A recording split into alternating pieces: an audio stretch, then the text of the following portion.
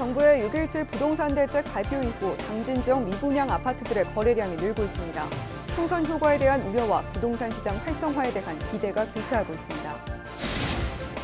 지역경제 활성화를 위해 지역사랑 상품권에 대한 특별 할인이 실시되고 판매처도 확대되고 있습니다. 과태료 최대 2천만 원 부과 등 부정사용을 막기 위한 방안도 마련됐습니다. 여름철 폭우가 내리면 산사태가 발생할 위험도 높아져 주의가 필요합니다. 산사태 전에 어떤 징후가 있는지 실험을 통해 알아봤습니다.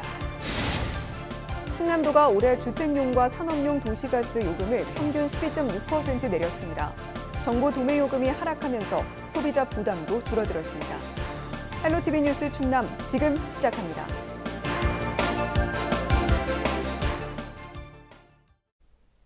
여러분 안녕하십니까? 헬로티비 뉴스 충남입니다. 정부가 6.17 부동산 대책을 발표한 지 2주가량이 지났는데요. 그 여파가 당진 지역까지 미치는 듯합니다. 그동안 쌓여있던 미분양 아파트 거래량이 급증하고 있는데요. 이를 놓고 우려와 기대가 교차하고 있습니다. 취재 김단비 기자입니다. 올해 말 준공을 앞둔 당진시 대덕동의 한 아파트 단지입니다.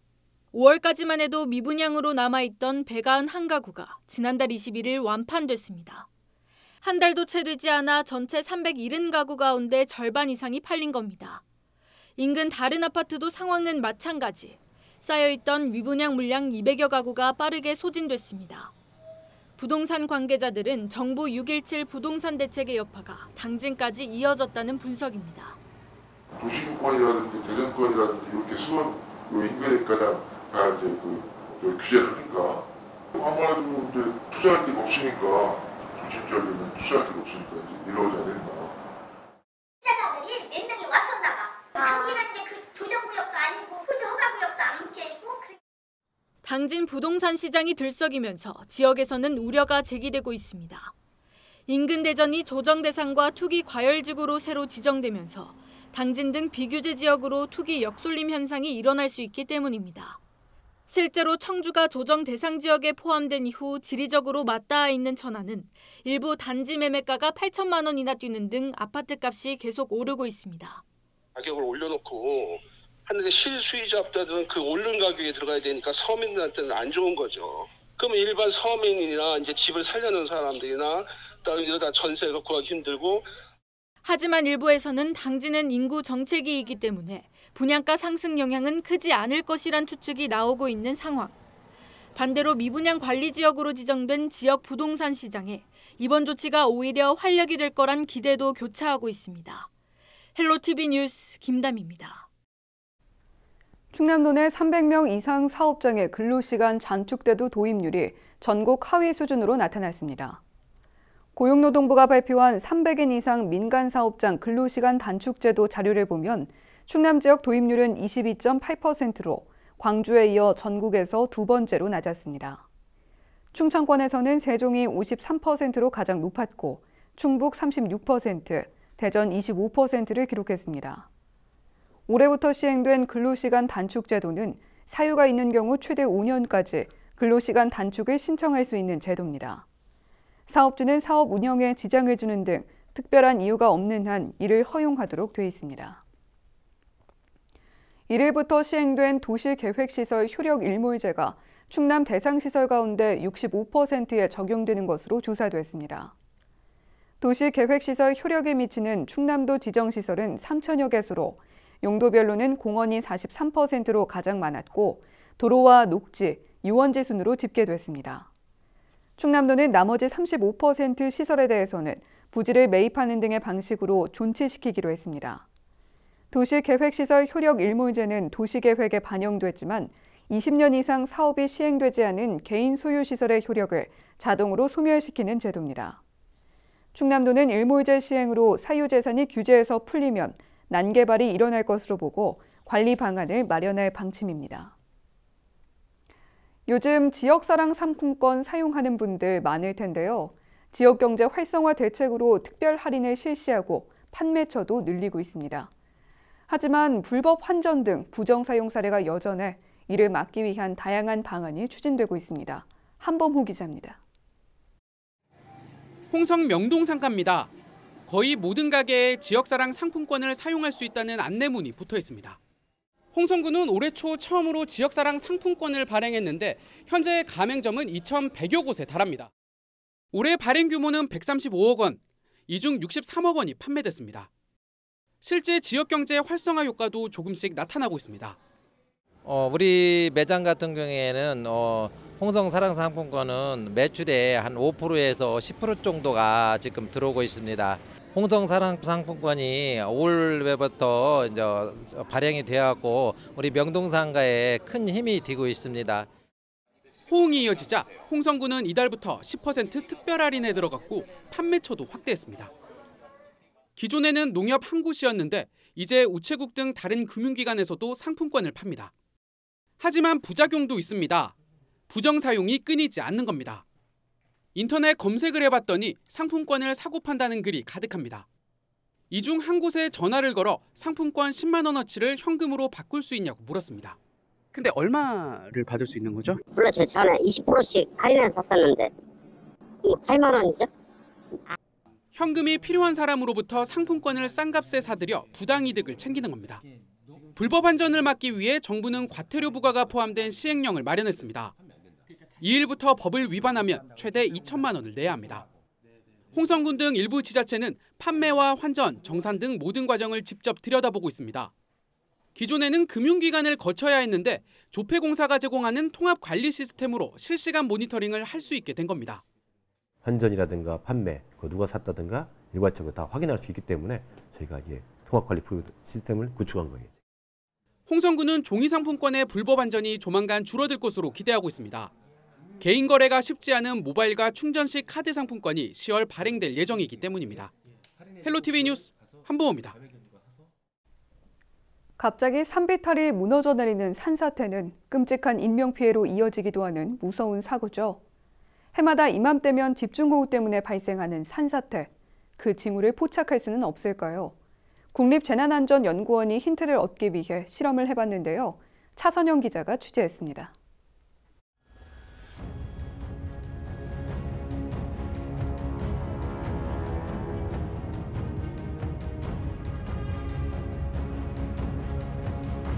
엄청난 양의 흙더미가 인근 주택과 식당을 덮쳤습니다.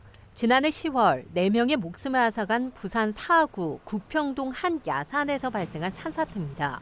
태풍 타파로 약해진 집안에 태풍 미탁이 삽시간에 물폭탄을 쏟아부으면서 토사가 속절없이 무너졌습니다. 산사태 징후를 예상할 수 있었다면 막을 수 있는 피해였습니다. 국립재난안전연구원 실험동, 극경사지 붕괴를 모의 실험할 수 있는 건물 3층 높이의 장비가 모습을 드러냅니다. 집중호우로 인한 인명피해를 막기 위해 이 극경사지의 붕괴 상황을 그대로 재현해 놓은 겁니다. 인공으로 시간당 50mm의 비를 내리게 하고 35도의 경사면 1.5m의 토층을 조성했습니다.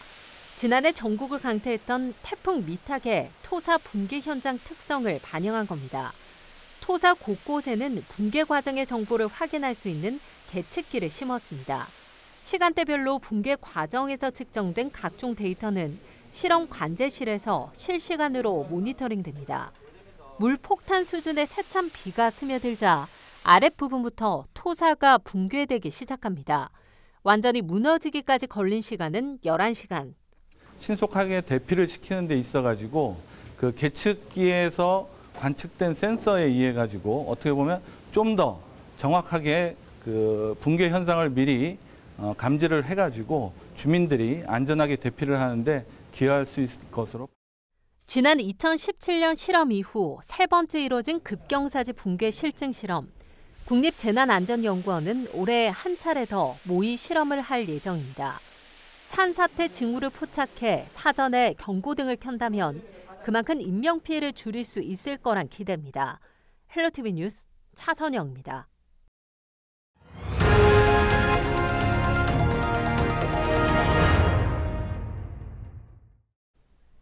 논산에서 코로나19 확진자가 1명 더 추가됐습니다. 지역 7번째 확진자로 논산 가야곡면에 거주하는 4번과 6번 확진자 부부의 가족입니다. 7번째 확진자는 애초 코로나19 검사에서 음성 판정을 받았지만 격리 해제를 앞두고 이루어진 재검사에서 어젯밤 양성으로 나왔습니다. 이에 따라 오늘 오전 기준 충남도 내 코로나19 누적 확진자는 171명으로 늘었으며 이 가운데 150명은 완치돼 퇴원했습니다. 충남도가 올해 도시가스 소비자 요금을 13% 인하합니다. 충남도는 도시가스 공급 비용 조정을 위한 소비자 정책위원회를 열고 비용 인하를 확정했습니다. 이에 따라 미래엔 서해에너지 공급 지역인 서산과 당진, 홍성, 예산, 태안은 요금이 13% 인하됐습니다. 소비자 요금은 정부에서 결정하는 도매요금과 시도에서 1년 단위로 조정하는 공급 비용을 합쳐 산정됩니다. 충남도는 평균 공급 비용 대비 도매요금이 하락해 소비자 요금이 인하됐다고 밝혔습니다. 확정된 공급 비용은 7월 1일 사용분부터 내년 6월 30일까지 적용됩니다. 예산 황새공원이 한국관광공사가 선정한 언택트 관광지 100선에 선정됐습니다. 한국관광공사는 지역 관광기관 협의회가 추천한 전국의 명소 중에서 코로나19 예방을 위해 입장객 수 제한과 거리 두기 등을 실천하고 있는 100곳을 선정했습니다. 예산 황새공원은 멸종 위기종인 황새를 복원하기 위해 조성된 곳으로 2015년부터 황새 50여 마리를 자연으로 돌려보냈으며 다양한 생태 체험과 교육 프로그램을 운영하고 있습니다. 예산군은 인근 예당호 출렁다리와 음악분수 등과 연계해 휴가철 인기 관광지가 될 것으로 기대한다며 안전한 여행을 위해 방역에 최선을 다하겠다고 밝혔습니다. 예산군이 추진하고 있는 덕산 온천 휴양마을 조성 사업이 행안부 지방재정 중앙투자심사에서 조건부 승인을 받았습니다. 군은 덕산면 사동리 일원에 국비 포함 285억 원을 투입하고 노천 스파와 허브 테라피 정원 등을 갖춘 3층 규모의 온천 휴양마을 조성을 추진하고 있습니다. 준공 시기는 오는 2023년으로 군은 행안부가 제시한 사항에 대해 보완하고 실시 설계를 진행할 계획입니다. 예산군은 이번 투자심사 통과로 문화관광 3대 역점 사업인 예당호 착한 농촌 체험세상과 추사 서해 창의마을 조성사업 추진에 탄력을 받을 것으로 기대하고 있습니다. 청양군이 지역 자본의 역외 유출을 막기 위해 청양사랑 모바일 상품권을 출시했습니다. 또 군은 출시를 기념해 오는 12월까지 종이 상품권과 모바일 상품권에 대해 10% 특별 할인 판매를 진행합니다. 종이 상품권은 관내 마트나 전통시장 등 가맹점 650여 곳에서, 모바일 상품권은 360여 곳에서 사용할 수 있습니다. 종이 상품권은 지역 농협에서 구매할 수 있으며 모바일 상품권은 스마트폰에 앱을 설치한 다음 개인별 가상계좌 충전을 통해 이용하면 됩니다. 청양에서 생산된 청양산 고추가 국내 한 대형 치킨 업체에 납품됩니다. 청양군은 주식회사 한국153과 청양고추 영농조합 법인과 지역 농산물 이용에 관한 업무 협약을 맺었습니다. 이번 협약에 따라 해당 업체는 청양에서 생산되는 농산물을 치킨 메뉴에 활용하고 청양군은 전국 1,200여 개 가맹점을 대상으로 공동 마케팅을 진행합니다. 연간 납품되는 농산물은 50여 톤으로 군은 이번 협약으로 안정적인 판로를 확보하고 농가 소득이 증대할 것으로 기대하고 있습니다. 당진시 의회 후반기 의장에 미래통합당 소속 최창용 의원이 선출됐습니다. 당진시의회가 지난 1일 임시회를 열고 의장 선거를 진행한 결과 최 의원이 재적의원 13명 가운데 7명의 표를 얻어 후반기 의장에 선출됐습니다. 부의장에는 임종억 의원이, 총무위원장은 최연숙 의원, 산업건설위원장에는 윤명수 의원, 의회 운영위원장에는 전재숙 의원이 각각 선출됐습니다. 11대 충남도 의회 후반기 의장으로 당진 지역구 김영선 의원이 선출됐습니다. 김 의장은 이를 무기명 투표에서 재적의원 42명 중 과반인 32표를 얻어 당선됐습니다. 더불어민주당 소속인 김 의장은 지난 10대 도의회에 입성한 재선 의원입니다.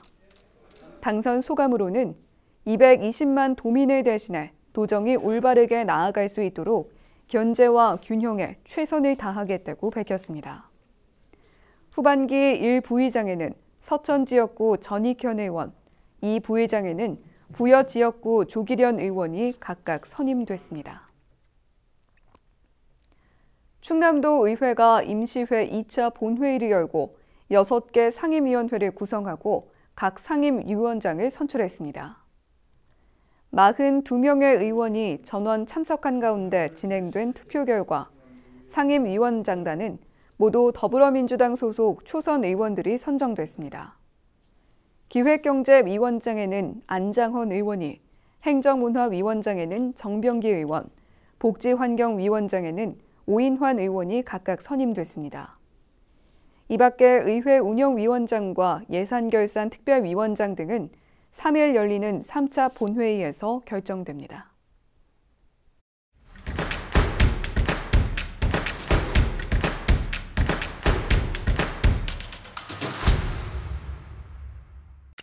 당진중학교와 신평초등학교에 공기정화 식물을 심을 수 있는 바이오월이 설치됐습니다.